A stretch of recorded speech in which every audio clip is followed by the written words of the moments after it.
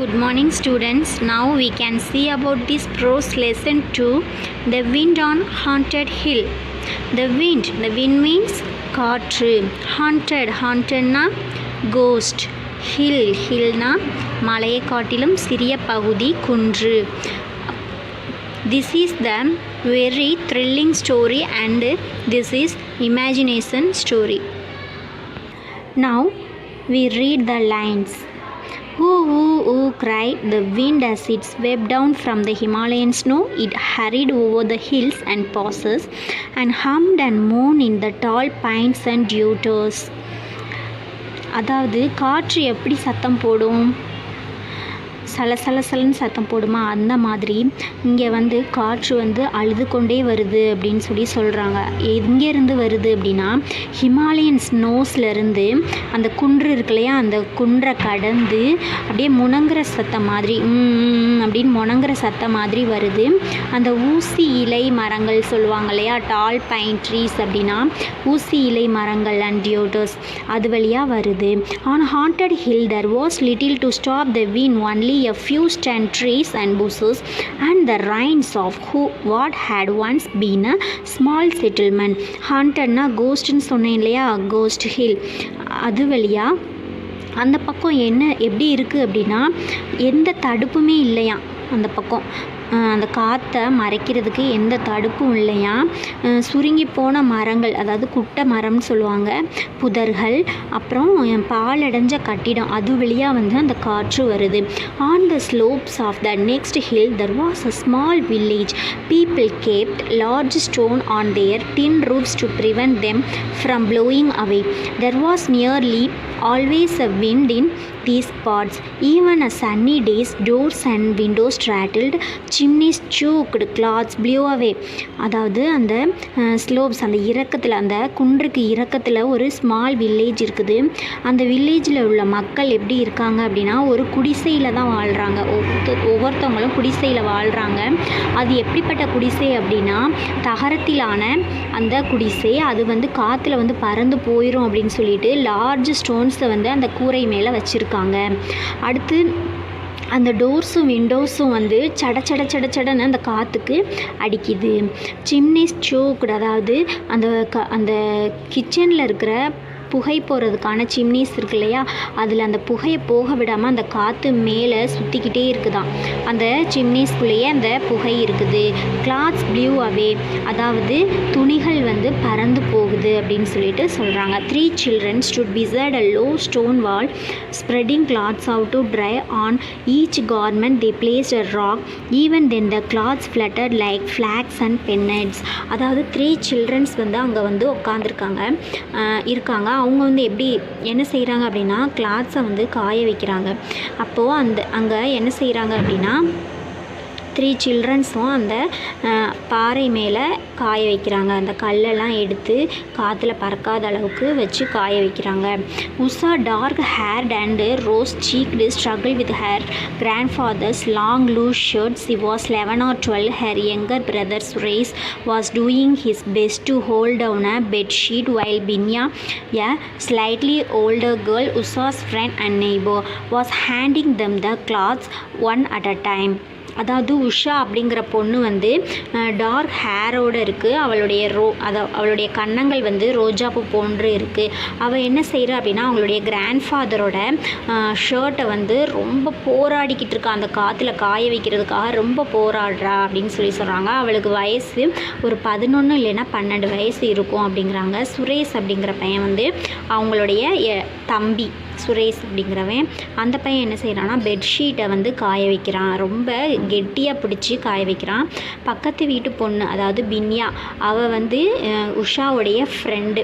அவள் என்ன செய்கிறா அப்படின்னா ஒவ்வொரு துணியாக எடுத்து கொடுத்துக்கிட்டு இருக்கா சுரேஷுக்கும் உஷாவுக்கும். அவங்க 2 பேரும் என்ன செய்கிறாங்கன்னா ரொம்ப போராடிக்கிட்டு இருக்காங்க காய வைக்கிறதுக்கு. Once there was sure everything was on the wall, firmly held down by rocks. They climbed up on the flat stones and sat there for a while in the wind and the sun across the fields at the rains on haunted hill.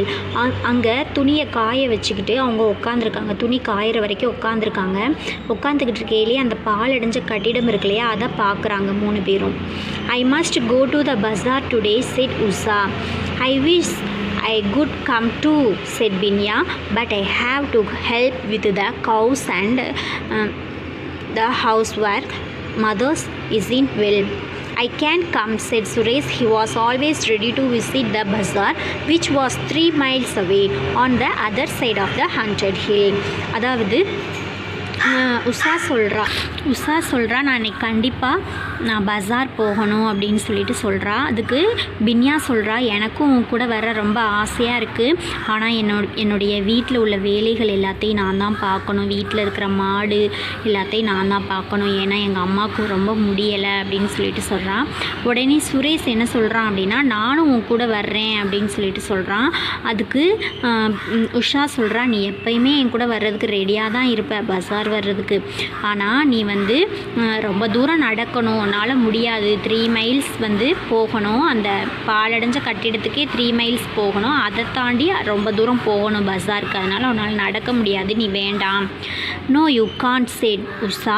You must help grandfather chop wood. அதாவது நீ நம்மளுடைய கிராண்ட்ஃபாதருக்கு மரத்தை செதுக்கிறதுக்கு நீ உதவி செய்யி அப்படின்னு சொல்லிட்டு சொல்கிறா. Their father was in the army posted in a distant part of the country and Suresh and his grandfather were the only men in the house. Suresh was 8, chubby and almond-eyed. அதாவது உஷாவுடைய father ஆர்மியில் இருக்கிறனால அவங்க வெளியூரில் இருக்காங்க. அவங்க கிராண்ட்ஃபாதரும் சுரேஷும் மட்டும்தான் அவங்க வீட்டிலையே 2 ஆம்பளைங்க அப்படின்னு சொல்லிட்டு சொல்கிறாங்க. சுரேஷ்க்கு 8 வயசு ஆகுது, அவன் ரொம்ப அழகான பையன், அவனுடைய கண் பாதாம் போன்ற கண் அப்படின்னு சொல்லிட்டு சொல்கிறாங்க. Won't you be afraid to come back alone? He asked. Why should I be afraid? There are ghosts on the hill. I know, but I will be back before it gets dark. Ghosts don't appear during the day. Are there many ghosts in the rains? asked Binya. அதாவது சுரேஷ் சொல்கிறான், நீ தனியாக போகிறதுக்கு பயப்படுவியா அப்படின்னு சொல்லி கேட்குறான். தனியாக போக உனக்கு பயமாக இருக்கும் இல்லையா அப்படின்னு. அடுத்து உஷா சொல்கிறா, நான் ஏன் பயப்படணும் அப்படின்னு சொல்லி சொல்கிறான். அங்கே கோஸ்ட் இருக்கு இல்லையா அப்படின்னு சொல்லிட்டு அந்த பையன் சொல்கிறான் சுரேஷ். அதுக்கு அவள் சொல்கிறா, எனக்கு தெரியும், ஆனால் நான் பகல் நேரத்திலே போயிட்டு வந்துடுவேன், இருட்டுறதுக்குள்ளே நான் பகல் நேரத்திலே போயிட்டு வந்துடுவேன் அப்படின்னு சொல்லிட்டு சொல்கிறா. அப்போது பின்யா கேட்குறா, அங்கே நிறையா கோஸ்ட் இருக்குதா அப்படின்னு சொல்லி கேட்குறா. Grandfather says so. He says that many years ago, over 100 years ago, English people lived on the hill, but it was a bad spot, always getting struck by lightning, and they had to move to the next range and build another place. அதாவது grandfather சொல்லியிருக்காங்க, உஷா சொல்கிறா, grandfather சொல்லியிருக்காங்க 100 வருஷத்துக்கு முன்னாடி English people அங்கே வாழ்ந்து வந்தாங்க, அங்கே புயல் சூறாவளி வந்ததுனால அவங்க வேறு இடத்துக்கு ஷிஃப்ட் ஆகி போயிட்டாங்க அப்படின்னு சொல்லிட்டு சொல்கிறா. But if they went away why should there be any ghost? அப்போது அவங்க தான் போயிட்டாங்க இல்லையா, ஏன் அங்கே கோஸ்ட் இருக்குன்னு சொல்கிறீங்க அப்படின்னு சொல்லிட்டு பின்யா கேட்குறா. Because grandfather says during a terrible storm one of the houses was hit by lightning and everyone in it was killed, everyone including the children. Were there many children? அதாவது அங்கே எல்லாருமே shift ஆகி போயிட்டாங்க, ஆனால் ஒரு வீடு மட்டும் அங்கே லைட்னிங்கில் இடிஞ்சு எல்லோரும் இறந்து போயிட்டாங்க, அங்கே சின்ன குழந்தைங்களும் சேர்ந்து இறந்து போயிட்டாங்க அப்படின்னு சொல்லிட்டு சொல்கிறாங்க. தேர் வேர் 2 of them, a brother and sister. Grandfather say he has seen them many times when he has passed through the rains late at night. He has seen them playing in the moonlight. Wasn't he frightened? No, old people don't mind seeing ghost. அதாவது எல்லாருமே போயிட்டாங்க இல்லையா, அப்புறம் ஏன் அங்கே cost இருக்குது அப்படிங்கிறதுக்காக பின்யா கேட்குறா. அதுக்கு கிராண்ட்ஃபாதர் சொன்னாங்களாம், அங்கே ஒரு குடும்பம் மட்டும் இறந்துருச்சு, அவங்க அதில் 2 குழந்தைங்களும் சேர்ந்து. அப்போது எத்தனை குழந்தைங்க அப்படின்னு சொல்லி கேட்கையில் ஒரு பிரதர் அண்ட் சிஸ்டர் 2 பேர் பிரதர் அண்ட் சிஸ்டர், அதாவது அண்ணன் தங்கச்சி இல்லைன்னா அக்கா தம்பி 2 பேரில் இறந்து போயிட்டாங்க. அவங்க 2 பேருமே வந்து மூன் லைட்டில் வந்து விளாடுறாங்க அப்படின்னு நைட்டு விளாண்டாங்களாம், எங்கள் தாத்தா பார்த்தாங்களாம் அப்படின்னு சொல்லி கேட்கல பின்யா கேட்குறா உங்கள் தாத்தா பயப்படலையா அப்படின்னு சொல்லி கேட்குறா. இல்லை, ஓல்டு பீப்புள் வந்து பயப்பட மாட்டாங்க, வயசானவங்க வந்து பயப்பட மாட்டாங்க அப்படின்னு சொல்லிட்டு சொல்கிறா. Usha set out her walk to the bazaar at 2 in the afternoon. It was about an hour's walk. She went through the fields now turning yellow with flowering mustard, then along the saddle of the hill and up to the rains. The path went straight through the rains. Usha knew it well. She had often taken it while going to the bazaar to do the weekly shopping or to see her aunt who lived in the town. Wildflowers grew in the crumpled walls. A wild plum tree grew straight out of the floor of what had once been a large hall. Its soft wild blossoms had begun to fall. Lizards scuttled over the stones, while a visiting thirst, its deep purple plumage glistening in the soft sunshine, sat in an empty window and sang its heart out. அதாவது உஷா வந்து ஒரு 2 மணி போல் மத்தியானம் நடக்க ஆரம்பிச்சிட்டா. பஸாருக்கு போய்கிட்டு இருக்கா. அப்போ நடந்து போய்கிட்டு இருக்கையிலேயே அந்த ரோட்டுக்கு பக்கத்துலேயே அந்த கடுகு செடி, எல்லோ கலர் ஃப்ளார்ஸ் ரொம்பவே அழகாக இருக்குது பார்க்குறதுக்கு. அந்த பள்ளத்தாக்கை தாண்டி அவள் வந்து போய்கிட்டு இருக்கா. அந்த பள்ளத்தாக்கை தாண்டி அந்த பாலடைஞ்ச கட்டிடத்தை தாண்டி போய்கிட்டு இருக்கா. போய்கிட்டு இருக்கையிலேயே அவள் வந்து என்ன செய்வா, அவளுக்கு வந்து அந்த பாதை வந்து ரொம்பவே தெரிஞ்ச பாதை தான், பழக்கப்பட்ட பாதை தான். அதனால அவள் வந்து போய்கிட்டே இருக்கா. போய்கிட்டு இருக்கையிலேயே பாட்டு பாடுது. அதாவது ஒரு குயில், ஒரு பறவை வந்து அந்த பாலடைஞ்ச கட்டடத்தில் உட்காந்து மனதை உருக்குற மாதிரி பாட்டு பாடிக்கிட்டு இருக்கா. அதை கேட்டுக்கிட்டே அவளும் என்ன செய்கிறா, போய்கிட்டு இருக்கா. அப்போது அந்த வாலில் வந்து ஃப்ளார்ஸ் எல்லாமே வளர்ந்து இருக்குது. அதே மாதிரி அந்த ஹாலில் வந்து ஒரு ப்ளம் மரம், காட்டு ப்ளம் மரம் வந்து வளர்ந்து இருக்குது. லிசார்ட்ஸ் வந்து குறுன்னு செவத்தில் அங்கேயும் இங்கேயும் ஓடிக்கிட்டு இருக்குது. Usha sang to herself as she tripped lightly along the path. Soon she had left the rains behind. The path dipped steeply down to the valley and the little town with its straggling bazaar. அதாவது உஷா வந்து அந்த வழியாக போய்கிட்டு இருக்கா. அப்போது அந்த பாலடைஞ்ச கட்டிடத்தை தாண்டி போய்கிட்டு இருக்கா. அப்போது அந்த டவுன் வந்து வந்துருச்சு, அந்த பஸார் வந்து வந்துருச்சு. Usha took her time in the bazaar. She bought soap and matches, spices and sugar. None of these things could be had in the village where there was no shop, and a new pipe stem for her grandfather's hookah and an exercise book for Suresh to do his sums in.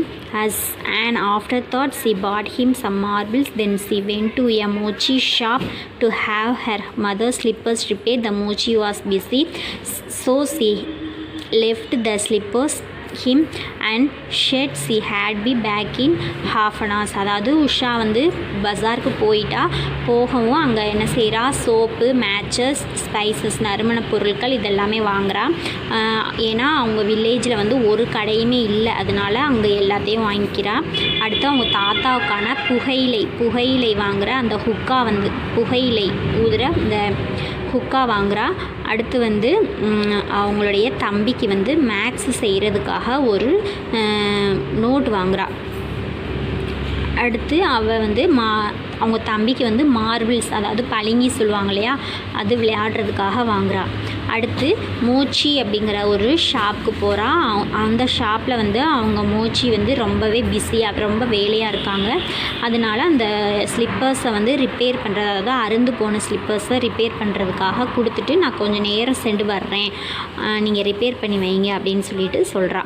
She had 2 rupees of her own saved up, and she used the money to buy herself a necklace of amber colored beads from an old Tibetan lady who sold charms and trinkets from a tiny shop at the end of the bazaar. அதாவது அவள் சேர்த்து வச்சுருந்த 2 ரூபாயில் வந்து Amber கலரில் ஒரு பாசி necklace வாங்குறா. Usha met her aunt Lakshmi who had her come for tea. அதாவது உஷா வந்து அவங்களுடைய ஆன்ட்டி வீட்டுக்கு போகிறா.